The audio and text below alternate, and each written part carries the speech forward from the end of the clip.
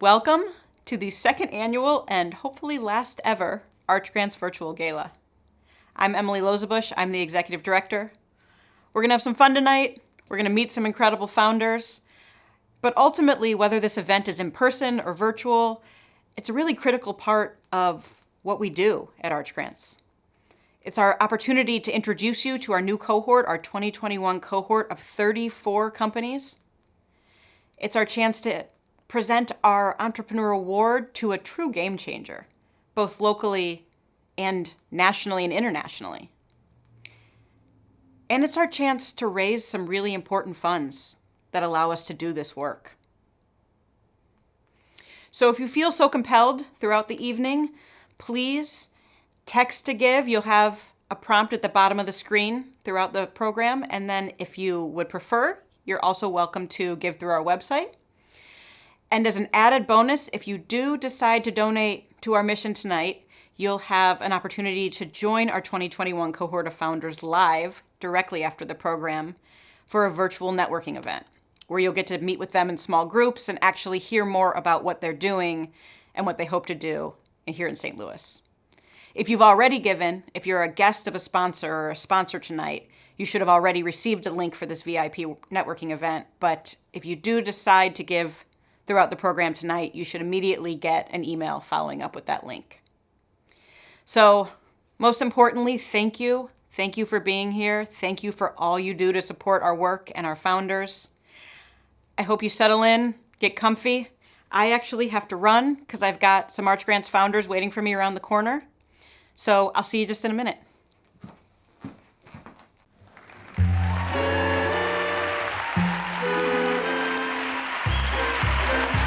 Yeah, it's unfortunate we can't have the gala in person, but it's so great to be hanging in you guys' new offices. It's really cool, isn't it? Yeah. Oh, hello. Oh.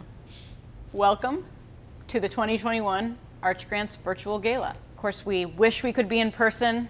We are holding out for next year, but we're going to make the best of what we got tonight. We've got some incredible founders here to help us introduce the new 2021 cohort, to honor Jim McKelvey with the Entrepreneur Award, and to learn a little bit more about what's going on at Arch Grants this year. So we're going to learn a lot more about these founders in a little bit, but maybe if you guys just want to introduce yourselves to get started. Sure. My name is Danielle Devins. And I'm Doug Spencer. And we're the co-CEOs of Bold Exchange. And I'm Andrew Glantz, and I'm the founder and CEO of Gift-A-Meal. Like that. And we're going to hear a lot more about these incredible founders in a little bit. But to kick us off here, we had the honor of presenting our Entrepreneur Award to Jim McKelvey this year. And we did it in a little bit of an unconventional way. So without further ado, let's roll the video on Jim. So it's 6:45 in the morning, Lou. What are you thinking? Man, we should do something that Arch Grants has never done before. You know, we've got this equipment, we've got these lights. In fact, I think that car is all loaded up with cameras. We should follow Jim around all day. Look at all the companies he's built. Look at all the people he's impacted. Heck, that would be an amazing adventure. I like it, and I think I know where he's having breakfast. That's fantastic. Let's go. They're coming. Yeah. Hey. Hi, Dave and Jerry with Arch Grants. Hi. Hi. Hi, Jim Dave, Willard. Yes. Jim, today we're presenting you with the Entrepreneur Award from Arch Grants, and we're going to spend the day with you and learn a little bit about what it's like in the life of Jim McKelvey. Okay. All right, well, time to get to work. Sounds good.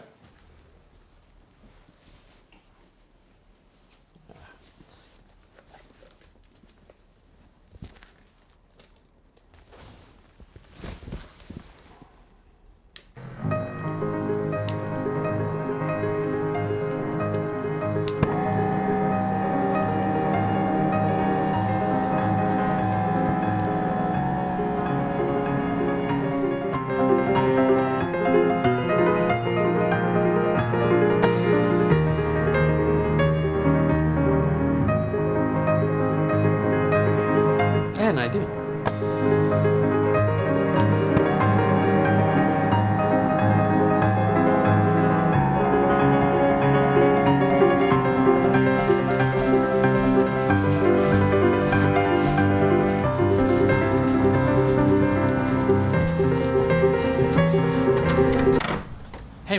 Hey, morning, Jim. How are you? You got a second? I do. Great. Okay. So I was thinking, what would really be cool would be to know if our users are creative or how creative they are. And I was thinking, well, how do we learn this? And then I was like, oh, wait a second.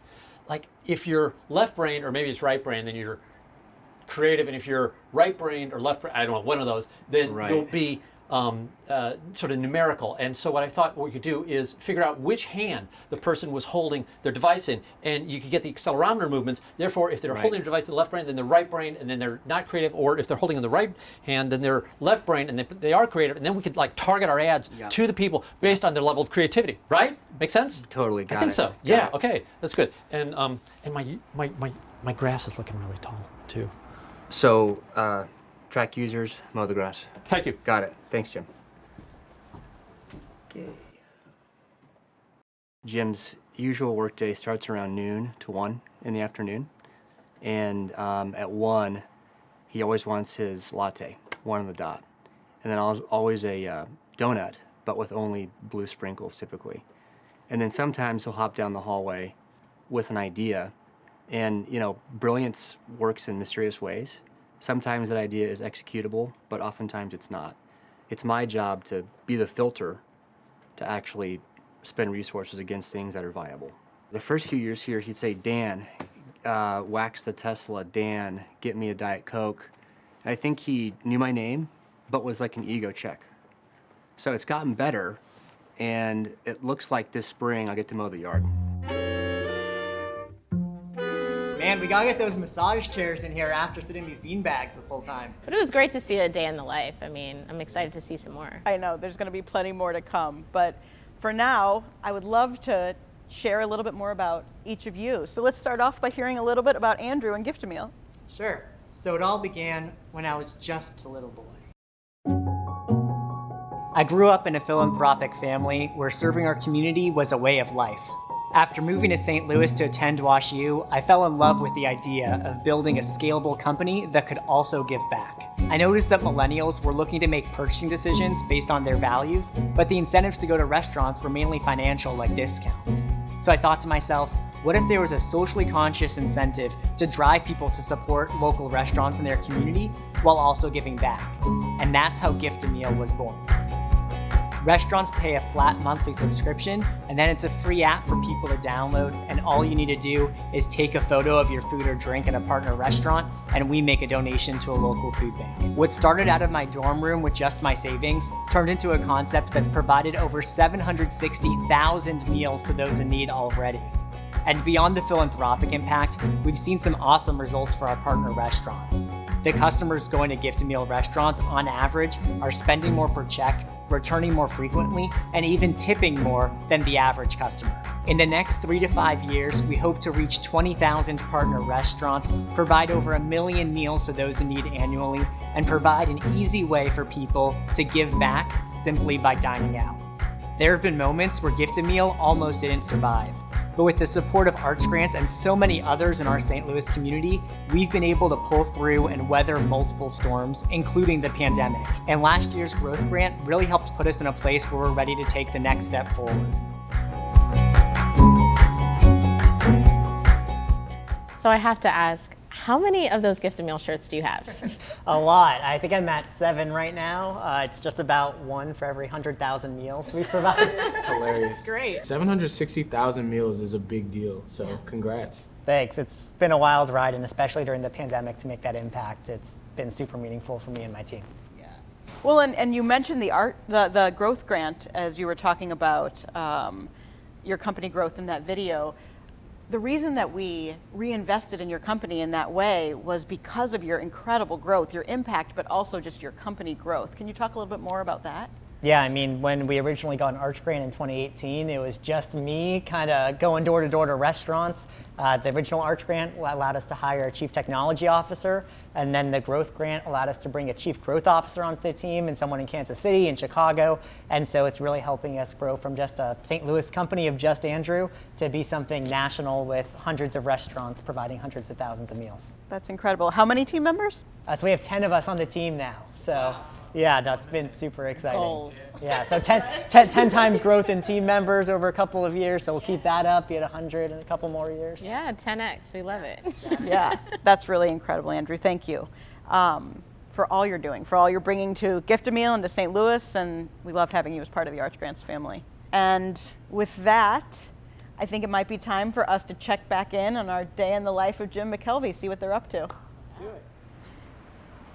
So, Jim, we're headed to the headquarters of the St. Louis headquarters of Squirrel, or Square. Square. It was originally called Squirrel. I read that. Yeah. It was a fascinating story. But Squirrel was actually already taken by another point of sale company, so we had to go to Square. I remember the first Square readers, or some of the early models, and they plugged into the iPhone 3.5 millimeter jack. Yep. I had no appreciation for like what that actually meant in terms of like turning the signal from the digital information from the credit card into an audio signal. Is that, did I understand that correctly? There's a magazine called Make, and one of their issues had this guy who turned his flip phone into a credit card reader. So it was not an original idea. It was one that was, sort of borrowed from this magazine. That theme of building on something that already exists seemed like an often, a theme of the book, the innovation stack. And don't go out and create the wheel, figure out how to make the wheel better. Is that a too simplistic a take on the theme? I think so. Yeah. But like everybody, it's like whatever the song means to you is what it means to you. What I wanted people to do was not instinctively recoil when they were confronted with a situation where they couldn't copy the solution. And we give all this lip service to being innovative and doing new things, but most people, including myself, hate doing new things. Whenever I have to, solve some new problem, like I'll first try to find if somebody else has solved it. It's only when I exhaust that option of copying that I'm willing to maybe build something new. But I think a lot of people, if they don't recognize how difficult it is, think that they're not worthy of it.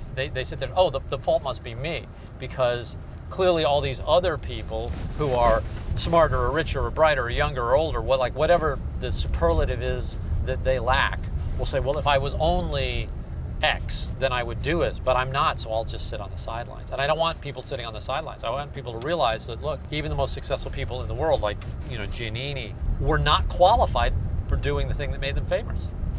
If you want to become famous, you do that, at least in the business world, by doing something you are completely unqualified for doing. Who was an entrepreneur that you may have seen as an inspiration, if ever, or if anybody? I think what Elon Musk is doing as a contemporary entrepreneur is pretty significant. Yeah. And what I like about Elon is that he made all this money, and then he did two crazy things with it. One, started SpaceX, and then two, he propped up Tesla, and basically rescued Tesla. And in both cases, the world thought he was nuts, and he proved them wrong. But he tried landing, rocket ships like this, and it would do that. And then the next rocket ship, and it would do that. And then, but eventually, the guy sticks the landing. And he's a hero, but it takes so much guts to be able to bet not only your money, but your reputation, because people make fun of you until it works. Yeah. And people say, I told you it wouldn't work, and you're an idiot, and they call you all sorts of names. But I think Elon's ability to sort of risk it all and then execute is laudable. What's the biggest risk you've taken since founding Square and building this company? Oh, doing this video. Yeah. Well, that's what I was hoping to hear. Jim, you got your badge? Oh, they'll let me in. Okay.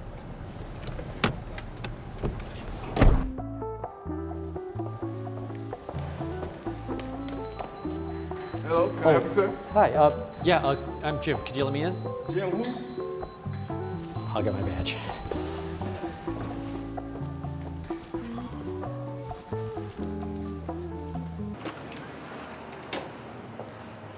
Oh, hey, JB. Yeah. So I love the fact that we were able to turn the entrance of the building around to the north. Yeah. But it's not getting enough attention.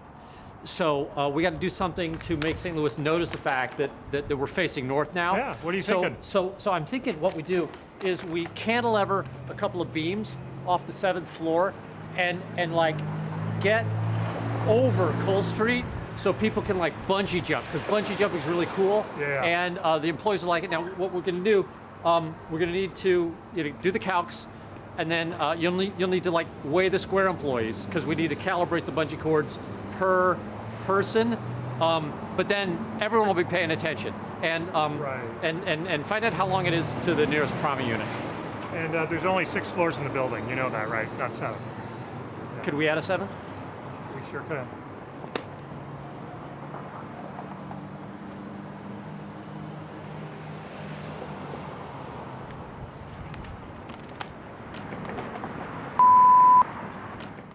A few months after I met Jim, he calls me up and he's like, JB, I got this thing we got to do. There's a bachelor auction for the Multiple Sclerosis Society. Basically, we would stand up there, offer a date package, and be auctioned off. So we go to this auction, and we were a little bit less mature, I guess, than many of the people there. But we go through this auction, and it was what it was. But the crazy thing is, Jim's date package was something I believe he came up with, urban spelunking, where we went cave diving, I guess, in the old Lemp Brewery, and this was the package. And so we ended up going on this double date where we went through the caves. There were a couple spots where we're like fitting through doors and things like that. No lives were lost, but we did not get second dates.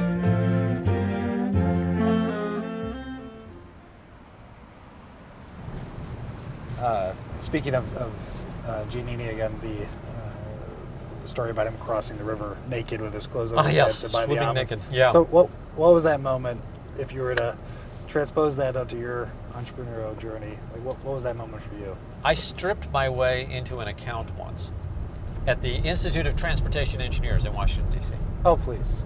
Yep. I want to hear more of that. Like, was this like a selling point of an event? So this is like, before 9/11, and you know you could basically cold call people because they didn't lock the doors, and I'd cold call these guys who totally needed our product. They just wouldn't meet with me, and I was getting more and more pissed off. And I went there in a suit because I had another meeting, and I was waiting in the lobby, and I noticed off the lobby was a conference room, and in the conference room were a bunch of ladies that looked like they were having a party, like a birthday party or something for somebody.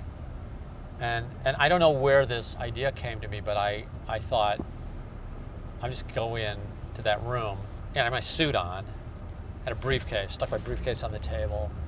I changed the music to something with more of a beat, right? I just took over the room, and then just started gyrating, taking my clothes off, jacket off, necktie, throw the necktie, shirt off, you know, and then, you know, I'm about to take my watch off. I glanced down at my watch and I was like, hey, is it 2 a.m. or 2 p.m.? And they're like, it's 2 p.m. And I'm like, oh man, I mixed up my jobs. They started just screaming. And I was like, well, I'm here to talk to your boss. And 3 women ran down the hall and dragged this guy into the meeting where I proceeded to get another meeting where I sold him $100,000 worth of stuff. So this is basically where we moved Launch Code temporarily when the Del Mar building is being rebuilt. So Del Mar is basically a class, and we needed more space for more students. So in order to do that, we're sort of gutting Del Mar and building a really, showpiece property on Del Mar on the north side, and then we're going to open that up. But in the meantime, we have to keep Launch Code going. So we had this extra building that we actually moved the Post-Dispatch into, and there was an empty floor. So we just gave this to Launch Code so they could be here and do their mission. That's fantastic. And tell me about the mission of Launch Code, Jim. Launch Code is creating a talent surplus in tech for St. Louis. So all the companies here are having trouble growing, partially because we can't hire the tech talent that we need. So Launch Code is a program that's training massive numbers of people for free to become programmers, and then they help the whole region grow. And what led you to co-found Launch Code? Well, the tech shortage, but more specifically, we had a murder. We had somebody who was gunned down delivering a pizza. And I just thought about what it would take to kill a pizza delivery boy and how desperate this city was in some parts. And I didn't have a solution, but at the same time, Square was trying to hire programmers. And I was like, man, if we had more programmers, then I realized, wait a second, we've got 100,000 people below the poverty line in St. Louis. And if we train them for free, a certain percentage of them would be naturally gifted as programmers. And so It was just an experiment. We didn't know if it was going to work, but we started and it worked. So as soon as it started working, we realized, well, we just need to, sort of throw fuel on this fire. So that's what we've been doing for the last 7 years. And the new center on Del Mar is going to be fantastic because it's going to be this inspiring place where people come and for free get a world-class education and a job. That's amazing. And where is Launch Code now? I mean, started in St. Louis. I know you have presence elsewhere around the country. Yes, so we're opening up Philly. We've got an office in Kansas City. We've got some remote activities, and actually Jeff's the guy to talk to because he moves so fast I can't keep up with him. Oh, hey Jeff. So, we got funded at Invisibly by the same guys who backed Tesla, all right? And I was realizing as I was asking the other day for a favor to get a Tesla solar roof, if maybe I could get one of SpaceX's old rockets. So I think they've got an extra rocket for us. And it's one of the rockets where they didn't stick the landing and the thing fell over. So it's cracked, but it still looks like a rocket. So I'm thinking, okay, launch code rocket. So we're building this new place on Del Mar. What I want to do is get the rocket, all right? And if it stands up, we can build indoor skydiving. But if it doesn't stand, we tip it against the building and use it as either an entryway or a slide. Sounds great. Good. Awesome. We'll see you.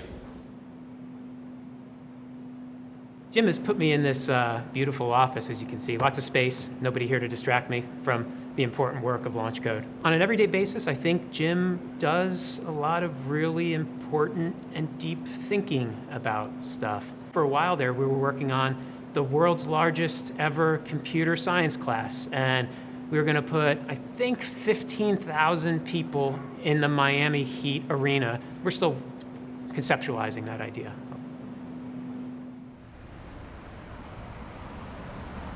I think one of the great things that I'd like to give to St. Louis is maybe bring down just a little bit of this conservative nature in the business community that has to show that something is popular before we embrace it. Yeah. Let's embrace the unpopular. Let's talk about the stuff that nobody else talks about, and then see how we stack up against Nashville. Yeah. I mean, when you first became involved with Arch Grants, is part of what attracted you to that because it was kind of a ridiculous idea? Or was it just a favor to be done? Or Well, it was an unproven idea. Yes. I don't know how ridiculous it was, but it was one where you couldn't point to another model and say, well, we're just copying what they did in Pittsburgh. What's the challenge you would give Arch Grants or our founders, specifically now, that this model, this formerly unproven model of economic development is working? What's a big idea I can steal from you, Jim? Well, I mean, I don't know that you need to steal a big idea because you've got an idea that's already proven to work. And so, I mean, this is what I say in the book is don't embrace innovation for innovation's sake. Don't feel like you need to invent something new. If it's working, fine, keep it working. And actually part of the natural process of innovation is you experiment until something works. And then once it works, you just repeat.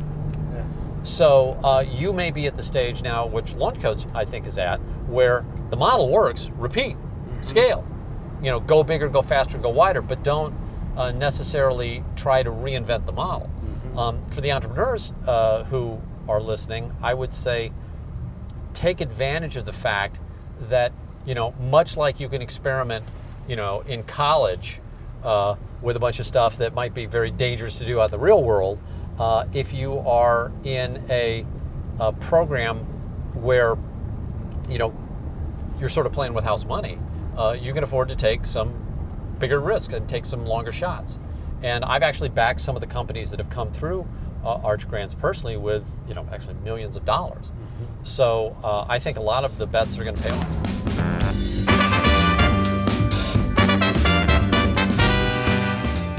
What an exciting day traveling around with Jim, seeing a little bit of what he brings to St. Louis.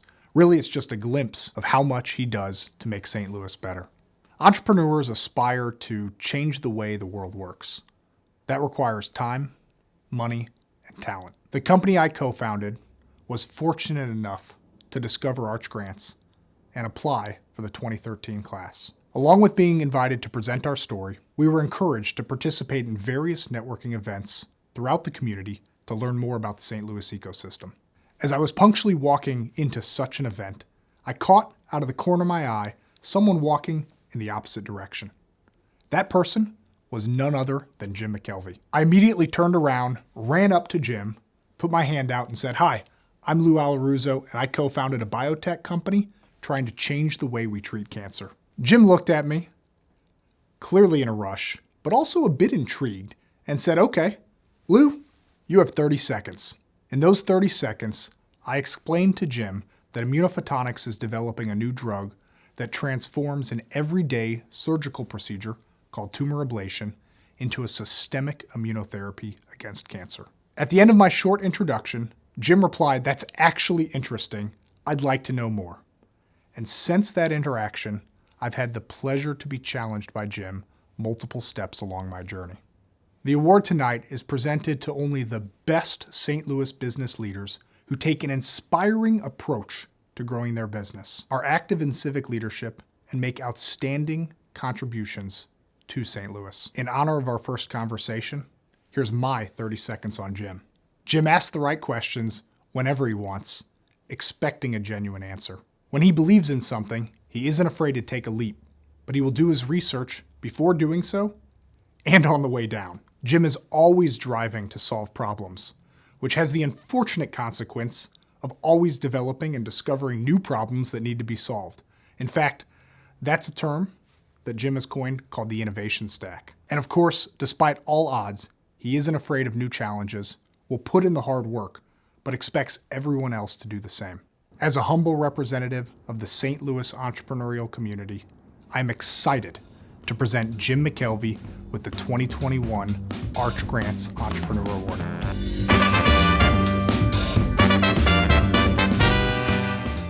That was a really great tribute to Jim. It was. Got a little insight into a day in the life. Yeah, that was my favorite part. Yeah. I'll spend some more days with Jim. I think I need to sit on the floor in the office a little more. Maybe that will get my creative juices flowing. Yeah.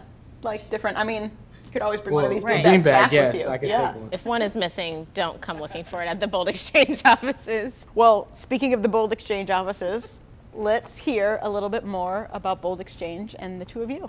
Well, I don't know if we can top your story of how you got started. Danielle, I got this.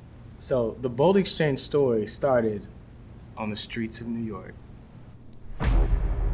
The Bold Exchange story begins in 2016 in New York. I was writing for Food Network magazine, and my partner Doug had just been accepted into law school at Columbia. I wanted to support Black-owned businesses through my Christmas shopping that year, but I found my experience disjointed and confusing. Who was I really supporting? And how could I know whether the products were quality or not? I quickly realized that law school wasn't the right path for me at the time, and I blogged about the experience of withdrawing from such a great opportunity. The support for the blog was so overwhelming that Danielle and I launched a platform highlighting the voices and products of other young Black people.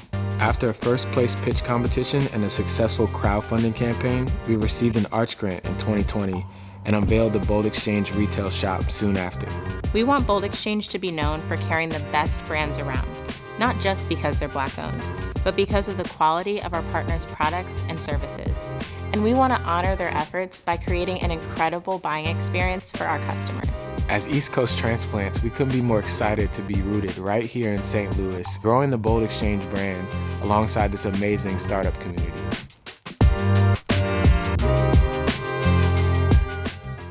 Great to have you guys in St. Louis after all those places. Yeah. Thank you. It was good to be here. I have to ask, because I know when we funded you, I think you were storing and packing everything from a shipping container. That did not look like a shipping container. Oh, we've upgraded. We started in a living room, and then it became a floor of a house, to the storage container, now a warehouse. So we made a good run here. Yeah, and your warehouse is based here in St. Louis. Oh, absolutely. Yeah, right there in the Grove.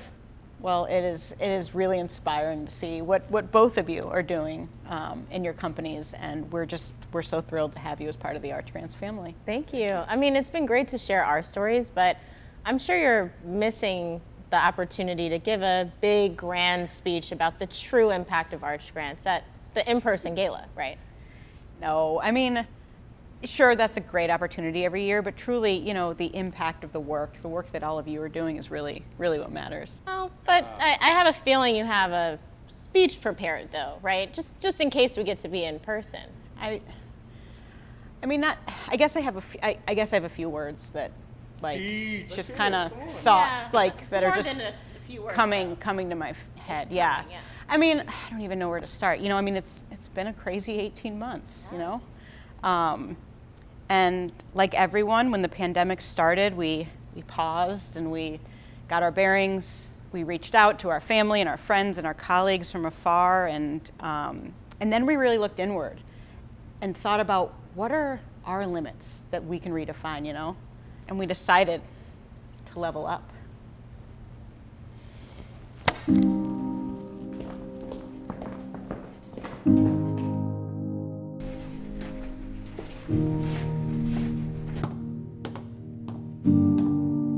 Lights. This feels right. And how does an organization like ours do that? We turn to our most valued asset, our founders, and ask them what they need, where they see the gaps. They told us that the ecosystem needs to remain strong and that the pipeline has to continue to be robust. And so we partnered with incredible companies like NISA and Bank of America and so many others throughout this region to increase our pot of funding. And in 2021, we're funding 70% more companies than ever before. 34 companies are joining the Arch Grants family this year. And these companies represent every sector and every industry, from e-commerce and consumer packaged goods, to geospatial and AI and machine learning, to ag tech and life sciences, and so many others. And our founders told us that while the $50,000 is absolutely critical at their earliest stages of growth, there continues to be a need for additional capital as they grow and scale.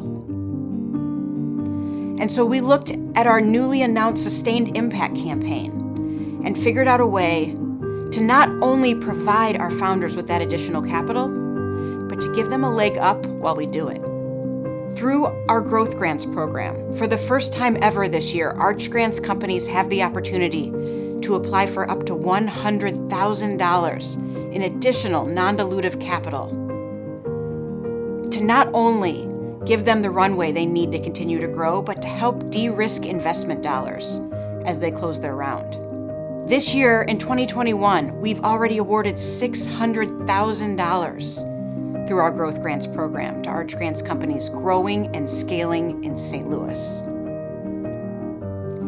And they told us that at their earliest stages, it's absolutely critical that our companies have access to on-demand support and expertise to help talk them through a confusing decision or a difficult choice in real time.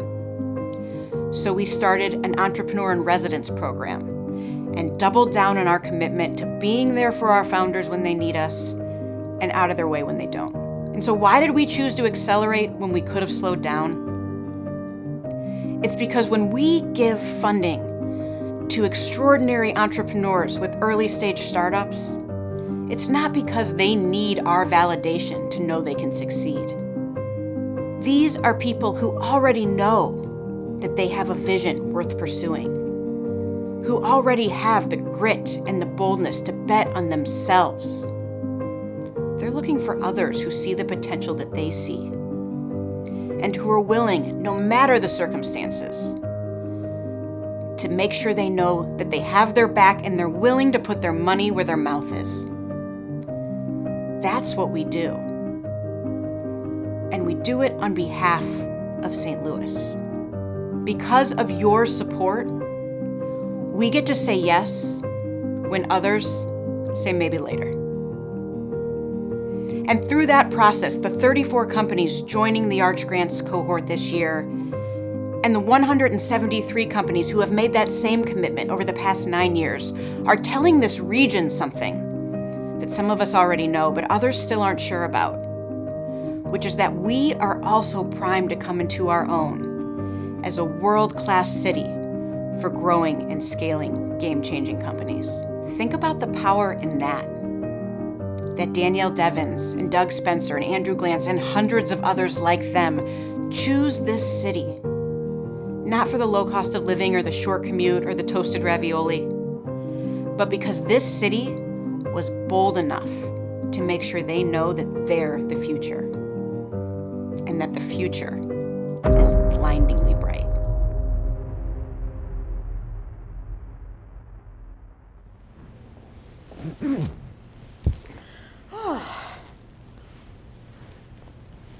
That felt good, didn't it?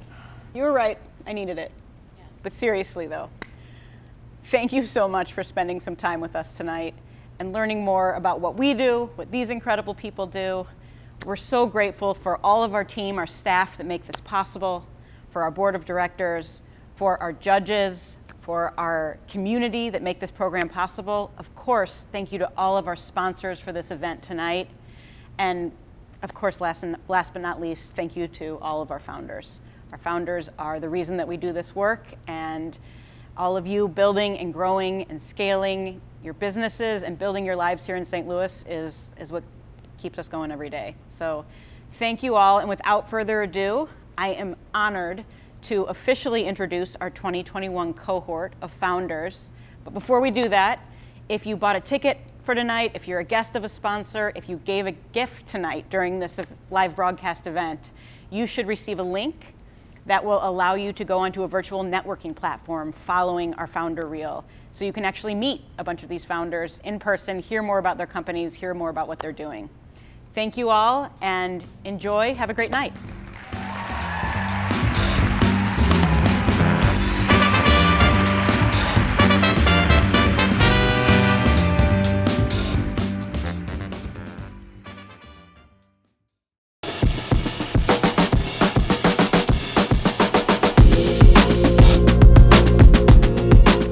Hello, my name is Ashton Keys. I'm the co-founder of Athletic. And with the NCAA passing new law to allow athletes to monetize their name, image, and likeness, we are a fully integrated marketplace that allows those student athletes to connect and manage their endorsement partnerships. I'm Candira Thompson, CEO and founder of Bask and Bloom Essentials. We're a textured hair care line that offers a full line of products that helps men and women bounce back to healthy, flourishing hair.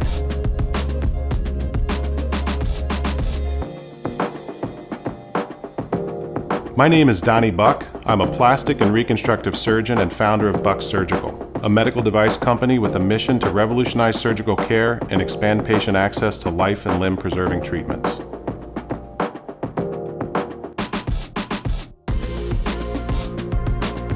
Hi, I'm Candy Haas. And I'm Rita Childers.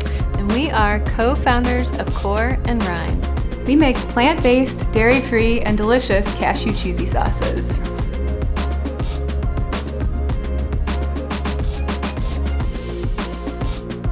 Welcome to EQUALIZER Games. My name is Kathy Tomlinson, president co-founder of the sports and education software platform that allows student athletes the mental reps of their position before they ever step on the field.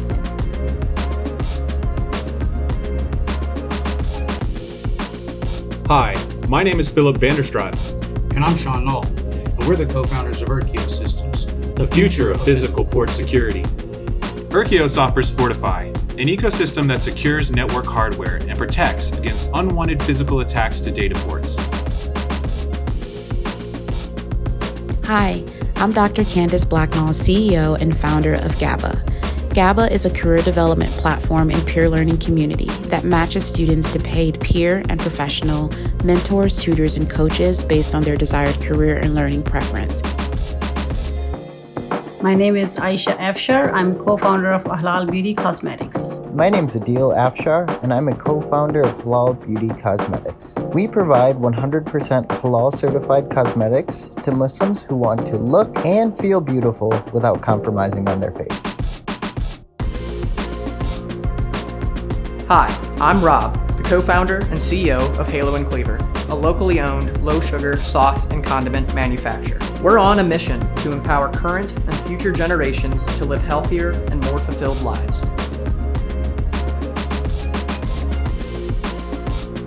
Hi, I'm David Rigel, CCO of HARMONEE. Hi, I'm Justin Trusty, CTO of HARMONEE. Hi, I'm Tara Nesbitt, CEO of HARMONEE. HARMONEE, bringing together businesses, consumers, and nonprofits to build strong local communities.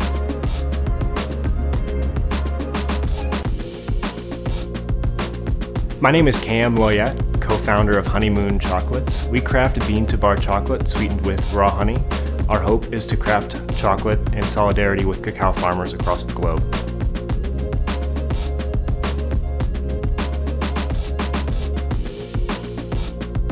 I'm Saida. I'm the founder and CEO of iManico. iManico helps deaf and hard of hearing people to enjoy group conversation without wondering who is saying what. My name is Akash, and I am the Chief Technology Officer of Infralytics. We are a custom data analytics, artificial intelligence, and automation software development company that focuses on productization of various applications across different industry verticals. Hi, I'm Tim Lucchini. I'm the CEO of Intramotive, and we build battery electric autonomous rail cars.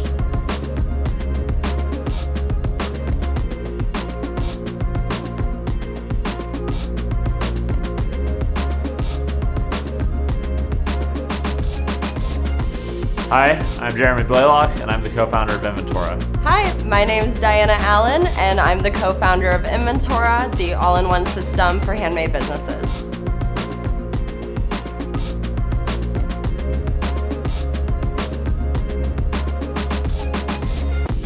My name is Brad Martin. I'm the CEO of Another Reality Studio, and we've developed the Looking Glass, which is an online 3D viewer for architecture.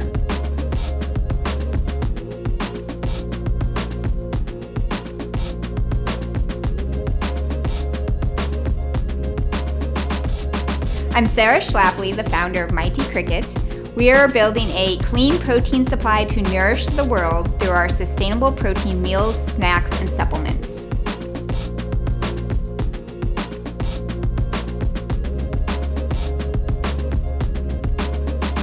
I'm Christopher Roos. I'm president and founder of Mississippi Mud Coffee Roasters. And I'm Chandler Branch, the company's CEO. This year we celebrated the launch of our beverage division and the first in a long line of ready-to-drink coffee beverages. Hi, I'm Will Bubenick, and I'm the founder of Nebula Media Group. We've been helping make the internet accessible to people with disabilities since 2019. With our people plus technology approach, Nebula Media Group empowers organizations to create accessible and inclusive digital experiences. Hi, my name is Erica Cole, and I'm the founder and CEO of No Limits. No Limits is an adaptive clothing brand with the mission of increasing comfort, confidence, and independence in those who struggle with clothing due to a disability.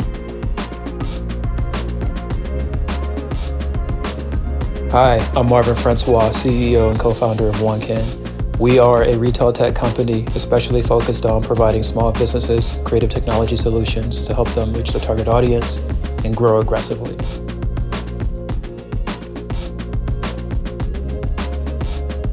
Hi, my name is Sue Ann Hollowell, CEO and founder of Optical. We're a subscription box that breaks down that high upfront cost of contact care into easy monthly payments. With Optical, you never have to choose between your vision or your wallet. My name is Derek Canton, and I'm the CEO and founder of ParaPay. COVID-19 changed the way we make payments. ParaPay is helping merchants adapt to these changes without changing their payment architecture and not requiring their customers to download an app. Evgeny Alexandrov, CEO of Pilotbird. Pilotbird leverages lifestyle analytics to empower life carriers to offer better insurance benefits for millions of businesses. Pilotbird has easy integration and works with Fortune 500 carriers around the US. Hello, my name is Dr. Philip Hickman, and I am the founder and CEO of Playbook. Playbook is an innovative reading technology that uses artificial intelligence, natural language processing, and speech recognition to help children learn how to read. Hi, I'm Brad Chartrand, the CEO of Prevent Plus. We are a non-antibiotic-based wound care product to help protect those cuts and scrapes and surgical incisions from pathogens. We seal the wound and we promote healing. Let's go global with this. Hello, I'm Jordan Backus, CTO. My name is Hayden Seidel, and I'm the co-CEO. I'm Trent Esser, and I'm the co-CEO. We are Printerior, a sustainable 3D printing company.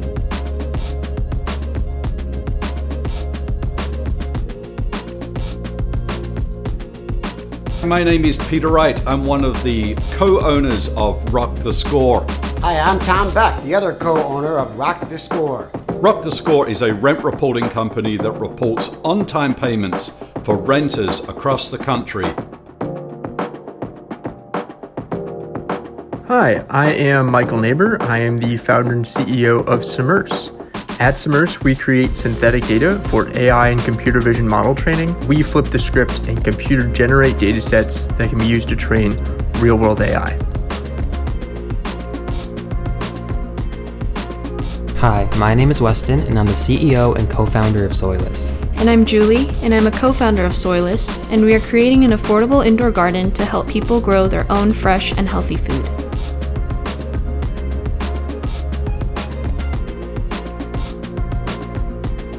My name is Tomas Uribe. I'm co-founder and CEO at Stereotech. We help businesses, solopreneurs, and startups find and connect with on-demand creative teams, while we take care of everything.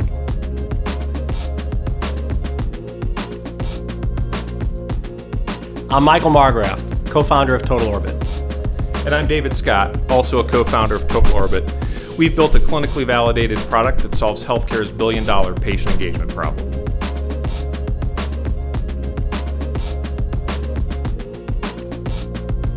Hi, I'm Edwin Williams, founder and CEO of Zenhammer, the pocket office for subcontractors. Zenhammer is a mobile app that allows residential subcontractors to manage their critical business needs all from the palm of their hand. Hi, I'm George Bailey, and I'm the president of Z-Pods. We are developing a sensory-friendly bed for kids with autism, as well as other kids with other disorders that have a high correlation with loss of sleep.